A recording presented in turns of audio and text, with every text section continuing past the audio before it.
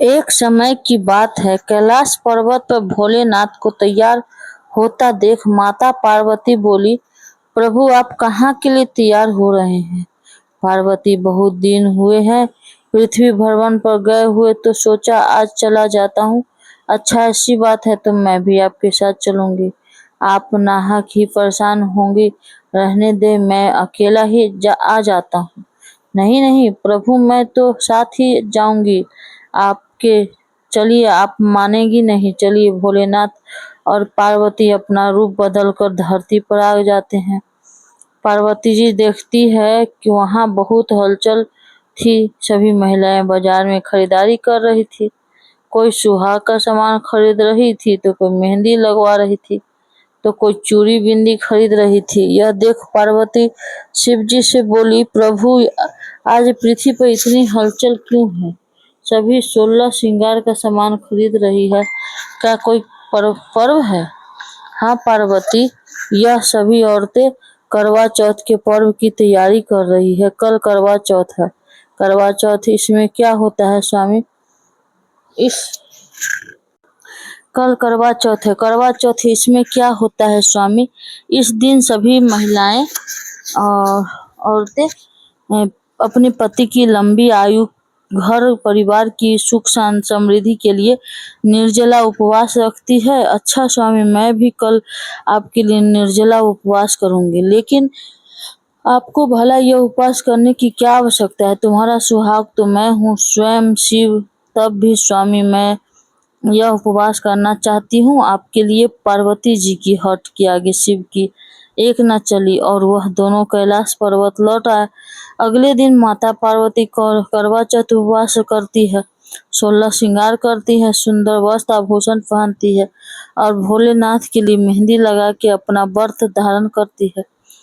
तो आखिर रख ही लिया आपने करवा चौथ का व्रत? जी स्वामी, व्रत तो रख लिया, लेकिन यहाँ कैलाश पर अकेले अकेले यह व्रत कुछ अधूरा सा लग रहा है। अगर आप आज्ञा दे तो पृथ्वी पर जाकर सभी औरतों के साथ अपना व्रत कर लो, जैसी आपकी इच्छा।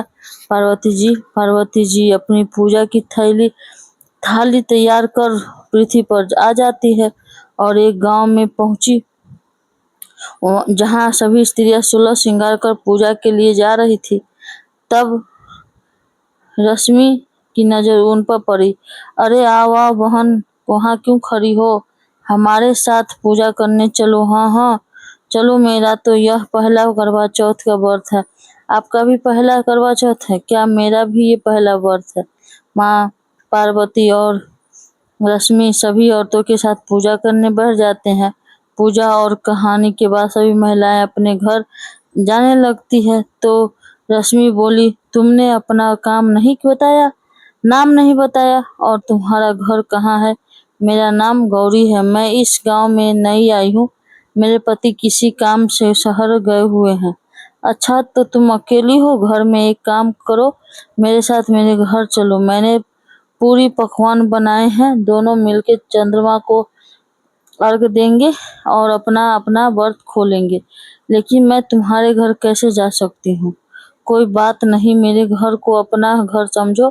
त्योहार पर अकेले तुम क्या भोजन पकाओगे? पार्वती जी रश्मि की हट के आगे कुछ न कह पाई और उसके साथ अब उसके घर चली जाती है। वहां जाके वह देखती है कि रश्मि का पति सोया हुआ था। रश्मि यह देख, पति इस वक्त सोए हैं? हाँ गौरी, यह मेरे पति हैं। एक सड़क हादसे के बाद इनके दोनों पैरों से काम करना बंद कर दिया है।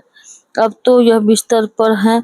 बहुत दुख हुआ जान के। कोई बात नहीं, भगवान ने चाहा तो जल्दी ही ठीक हो जाएंगे। चलो छत पर चले। वो दोनों छत पर जाकर चांद के निकलने की देखने लगते हैं। चांद निकलते ही सभी औरतें चांद को अर्घ देकर अपना अपना व्रत खोलने लगी। तब रश्मि बोली, गौरी तुम भी चांद की पूजा कर लो और अपना व्रत खोल लो। नहीं रश्मि, मैं चांद की नहीं बल्कि अपने पति की पूजा करके अपना व्रत खोलूंगी। लेकिन तुम्हारे पति तो शहर गए हुए हैं। तब अचानक भोलेनाथ माता पार्वती को चंद्रमा में दर्शन देते हैं और माता पार्वती उनकी पूजा करती है। रश्मि समझ जाती है जिसे वह गौरी समझ के अपने साथ घर लाई है, वह स्वयं माता पार्वती है। यह क्या माता, आपने तो मुझे पाप का भागी बना दिया।